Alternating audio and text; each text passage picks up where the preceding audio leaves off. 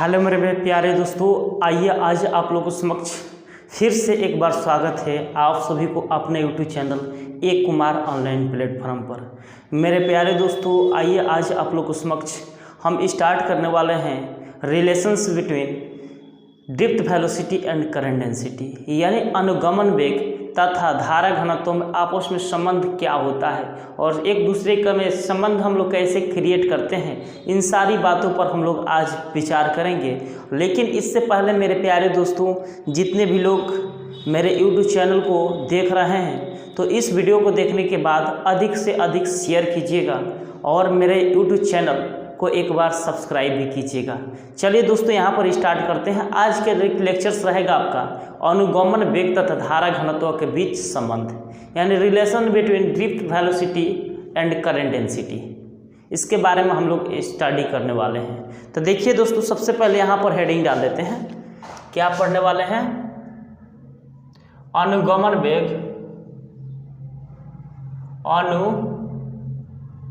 अनुगमन वेग तथा धारा घनत्व के बीच संबंध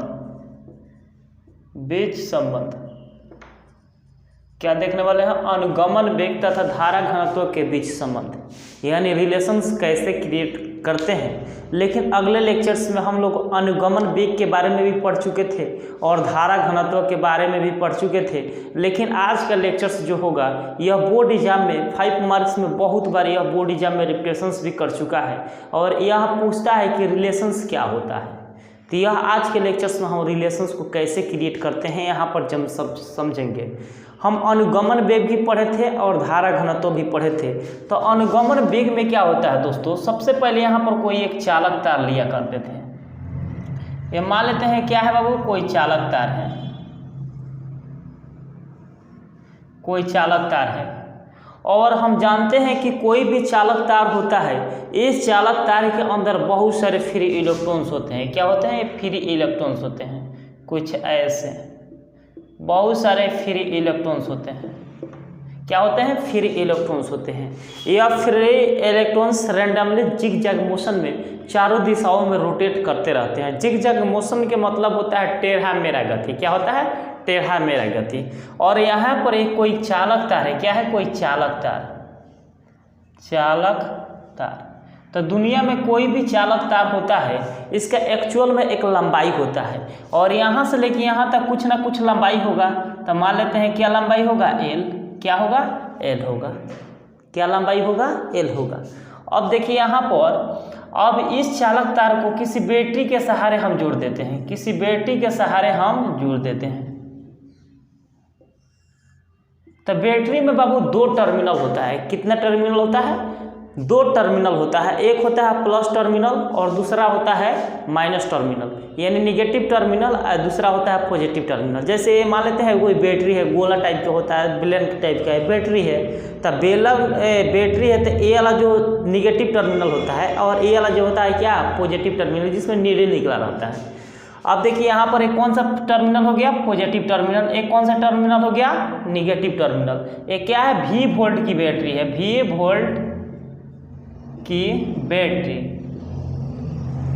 अब देखिए बाबू, कभी भी करंट का जो फ्लो होता है पॉजिटिव चार्ज से निगेटिव चार्ज की तरफ होता है, तो यहाँ पर इधर की तरफ धारा फ्लो नहीं करेगा क्योंकि इधर निगेटिव चार्ज है और इधर कौन सा चार्ज है? पॉजिटिव चार्ज है। क्योंकि कोई भी बैटरी के अंदर जो बड़े वाला टर्मिनल जो इंडिकेट करता है पॉजिटिव चार्ज को और जो स्मॉल यानी छोटे वाला टर्मिनल जो इंडिकेट करता है निगेटिव चार्ज को, तो करंट इधर की तरफ फ्लो होगा, यानी आई इधर की तरफ फ्लो होगा, फिर आई इधर होगा, फिर आई भी इधर होगा और यहाँ पर करंट भी बढ़ जाएगा। ऐसा होता है कि नहीं? अब देखिए यहाँ पर, और जो ये फ्री इलेक्ट्रॉन्स होते हैं ये रैंडमली जिग-जैग मोशन में इधर की तरफ मान लेते हैं U1 वेग से घूम रहे हैं और ये भी फ्री इलेक्ट्रॉन्स मान लेते हैं U2 वेग से घूम रहे हैं। ये भी फ्री इलेक्ट्रॉन्स मान लेते हैं U3 वेग से घूम रहे हैं। ये भी फ्री इलेक्ट्रॉन्स मान लेते हैं U4 वेग से घूम रहे हैं। तो यहाँ पर इलेक्ट्रॉन्स मान लेते हैं E1 वेग से इलेक्ट्रॉन्स इधर की तरफ घूम रहा है, तो जहाँ के तरफ घूम रहा है तो इस कंडक्टर ऑफ वायर के अंदर एटम भी मौजूद रहते हैं। क्या मौजूद रहते हैं? एटम। और एटम क्या करेगा, इस फ्री इलेक्ट्रॉन्स को क्या कर लेगा, एब्जर्व कर लेगा। जब एब्जर्व कर लेगा तो इसका वेलोसिटी का वैल्यू क्या हो जाएगा दोस्तों, शून्य के बराबर हो जाएगा।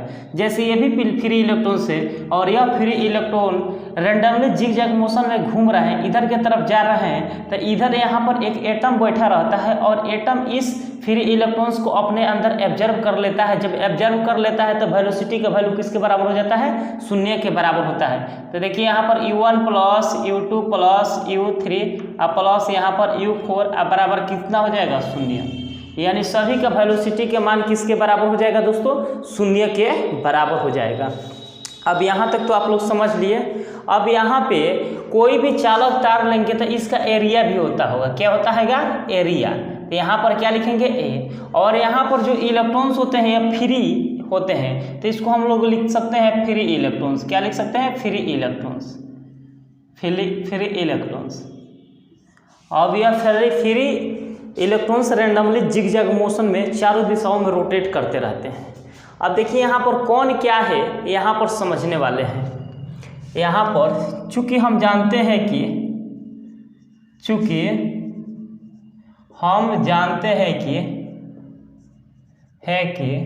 क्या जानते हैं बाबू, चूंकि हम जानते हैं कि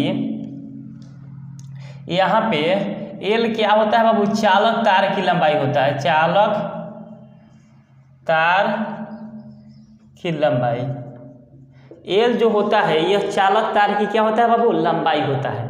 और यहाँ पर ए क्या होता है, चालक तार के पृष्ठ क्षेत्रफल। पृष्ठ क्षेत्रफल क्या होता है दोस्तों, पृष्ठ क्षेत्रफल। और यहाँ पर आई को क्या बोलते हैं, आई को हम बोलते हैं बाबू विद्युत धारा। क्या बोलते हैं, विद्युत धारा, विद्युत धारा। और यहाँ पर एन को क्या बोलते हैं, number of free electrons, number of free electrons, free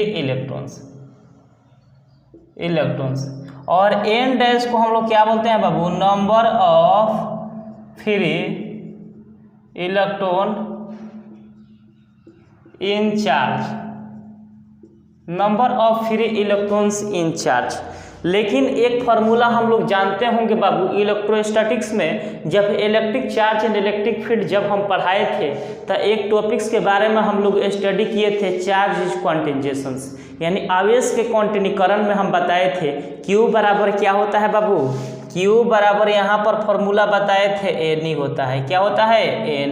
equation first मान लेंगे। और यहाँ पर Q बराबर एन डैश ई भी लिख सकते हैं। इक्वेशन क्या मान लेंगे, 2। अब जरा यहाँ पर समझेंगे। अब यहाँ पर एन डैश बराबर इस चालक तार की लंबाई कितना है बाबू, L है। यहाँ पर इस चालक तार की लंबाई कितना है, L है। और इस चालक तार के पृष्ठ क्षेत्रफल क्या है, A है। तो यानी इस चालक तार के पृष्ठ क्षेत्रफल क्या है, A है। और नंबर ऑफ फ्री इलेक्ट्रॉन क्या है, N है। और इस चालक तार की लंबाई A है। और फिर यहाँ पर इस चालक तार के पृष्ठ क्षेत्रफल A है और चालक तार की लंबाई क्या है, L है। तो L लिख सकते हैं।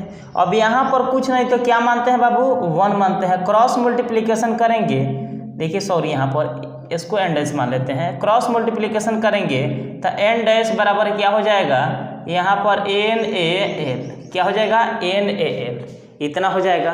अब देखिए यहाँ पर समीकरण, यहाँ पर अब मान लेंगे समीकरण 1 से अब फार्मूला जानते हैं बाबू, Q बराबर क्या होता है, Na। और N का वैल्यू कितना आया हुआ है, 2 से लिख लीजिए। समीकरण 2 से N डैश ई, तो N डैश का वैल्यू कितना आया हुआ है, NaL। अब बगल में क्या है, E है। अब यहाँ पर Q का वैल्यू आ गया। इक्वेशन क्या मान लेंगे, अब 2 मान लेंगे। 2 तो मान लिए हैं, यहाँ पर क्या मान लेंगे, अब 3 मान लेंगे। क्या मान लेंगे, इक्वेशन 3 मान लेंगे। एन डैश का वैल्यू यहाँ पर आया हुआ है NaL, तो एन डैश की जगह पर क्या पुट कर देंगे, NaL। अब बगल में इलेक्ट्रॉन से तो क्या लिख देंगे, इलेक्ट्रॉन से। इक्वेशन क्या मान लेंगे, 3 मान लेंगे। अब देखिए वी नो डेट हम जानते हैं कि I बराबर क्या होता है बाबू, Q बटा T। अब देखिए यहाँ पर Q का वैल्यू कितना आया हुआ है, LE कितना T, इतना लिख सकते हैं।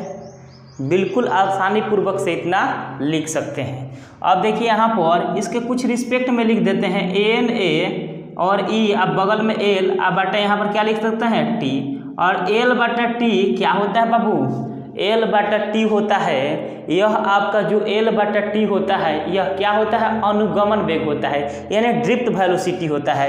क्या होता है, ड्रिफ्ट वेलोसिटी होता है। तो I बराबर यहाँ पर क्या लिख सकते हैं NAE, और इसके जगह पर क्या लिख सकते हैं VD, क्या लिख सकते हैं VD, क्योंकि यहाँ पर L/T क्या होता है, अनुगमन वेग होता है, यानी ड्रिफ्ट वेलोसिटी या ड्रिफ्ट स्पीड भी होता है। तो L/T के जगह पर क्या लिख सकते हैं VD, क्योंकि हम लोग ऑलरेडी जानते हैं कि अनुगमन वेग को हम V द्वारा निरूपित करते हैं, VD द्वारा निरूपित किया जाता है। अब यहाँ तक तो सीख गए। अब देखिए आगे यहाँ पर I बराबर यहाँ पर आया हुआ है NAE, यहाँ पर कितना आया हुआ है VD, लेकिन हमको एक रिलेशन निकालना है। तो देखिए यहाँ पर NE और यहाँ पर VD और यहाँ पर I और यहाँ पर ये गुणा में है, तो यहाँ पर नीचे किस में चला आएगा, A भागा में चला आएगा। और बताइए बाबू यहाँ पर I/A किसके बराबर होता है, हम धारा घनत्व जब पढ़ाए थे तो धारा घनत्व किससे डिनोट किया जाता है, J से, और J बराबर होता है I/A। तो इसके जगह पर हम क्या लिख सकते हैं, J लिख सकते हैं। क्या लिख सकते हैं, J, अब बराबर क्या हो जाएगा NEVD, क्या हो जाएगा NEVD। तो J बराबर कितना हो जाएगा बाबू NEVD। अब बताइए यहाँ पर कोई डाउट, तो यहाँ पर J बराबर रिलेशन आ गया NEVD। अब देखिए तो यहाँ पर J को हम बोलते हैं, J को बोलते हैं अनुगमन वेग, J को बोलते हैं धारा घनत्व, अब VD को क्या बोलते हैं अनुगमन वेग, और एक दूसरे के बीच रिलेशन कुछ ऐसे होता है।